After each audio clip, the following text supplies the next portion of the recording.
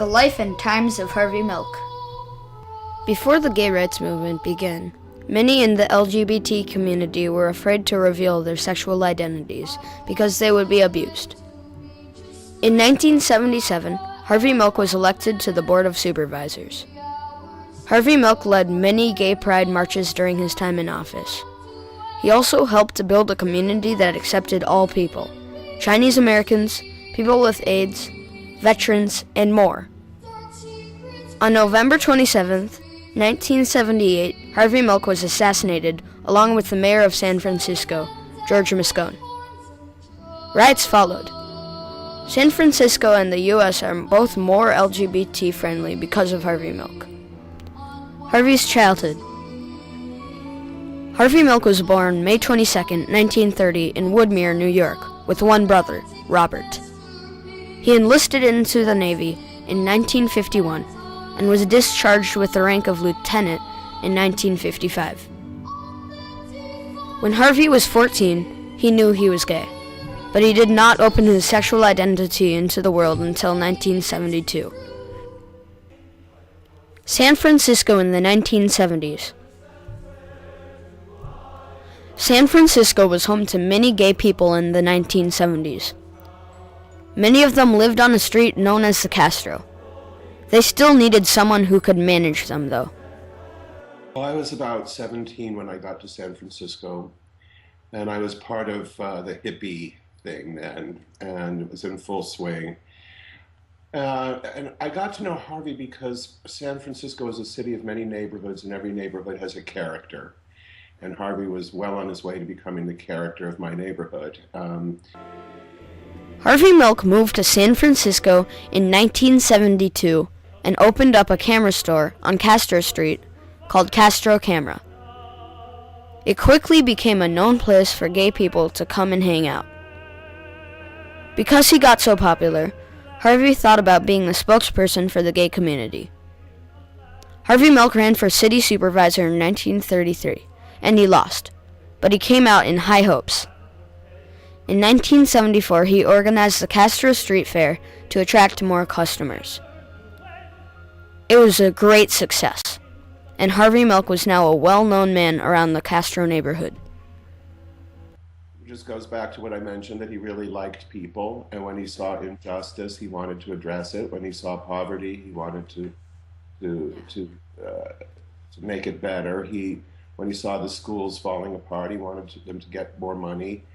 And I think also he really wanted a life that had some drama to it, that people would write about. And I didn't think he didn't want to settle for a boring life.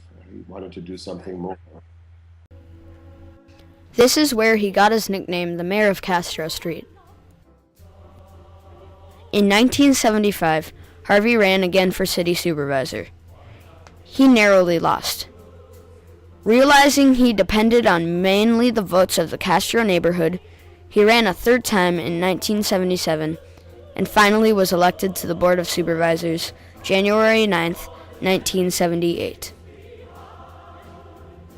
Once he found out he was elected, the gay community had a party for him, and they celebrated all night. Harvey Milk was the first gay elected official. Harvey's time in office. The first order of business that Harvey dealt with was the Pooper Scooper Law, which enforced pet owners to pick up their pet's poop. However, more importantly, Harvey had to deal with Proposition 6.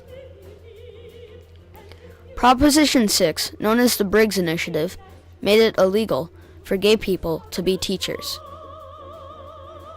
As you can tell, this was a big problem, and Harvey had to change people's opinions.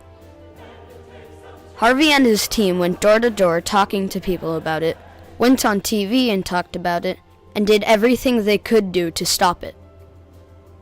They even got Ronald Reagan to vote against it. In the end, Proposition 6 was voted against. It was a huge victory for the LGBT community and a big step in gay rights. Proposition 6 was very important, and it was really scary because what it said in that law was that anybody that was gay or or supported gay people would not be allowed to work in any capacity in a public school. So think how easy it would be to just make an accusation against somebody. Lives would be destroyed, careers would be destroyed, and we didn't think we could win it, but we did. Harvey Milk went on to also run many gay pride marches on Castro Street. He had a genuine love of people, all different kinds of people, not just gay people. He cared about everybody. He cared about the senior citizens. He cared about the Latino people in the Mission District. He cared about Black people. He cared about trade unions and people that have minimum wage jobs. He was worried about students. Milk's assassination. On November 27th, 1978, Harvey Milk was assassinated along with the mayor of San Francisco, George Moscone. Dan White, a formal supervisor, snuck into City Hall through the basement window with a pistol, walked up to the mayor's room, had a small argument, and then shot him 3 times. He then walked to Harvey's room and shot him 3 times, followed by a shot to his head. Dan White was found later. Everyone was mad, sad, and didn't know what to say. That night, there was a candlelight march on Castro Street. It was a dangerous time, and the hatred of gay people was incredibly strong. And we didn't have any friends in the police department either. So, you didn't know. I mean, even if you called the police, would they come? Would they help? Or would they beat you up too? White's trial. About 5 months after the death of Harvey Milk and George Moscone, Dan White had an 11-day trial known as the Twinkie trial. Dan White was released with a charge of 4 to 8 years in prison due to manslaughter. There were many riots. May 21st, 1979 was known as the White Night. People threw explosives into police cars and blew them up.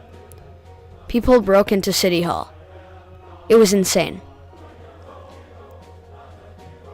After Dan White was released, he let out a rumor that he meant to kill 4 people, not just Harvey and George. Later that year, he killed himself with carbon monoxide. Harvey's legacy.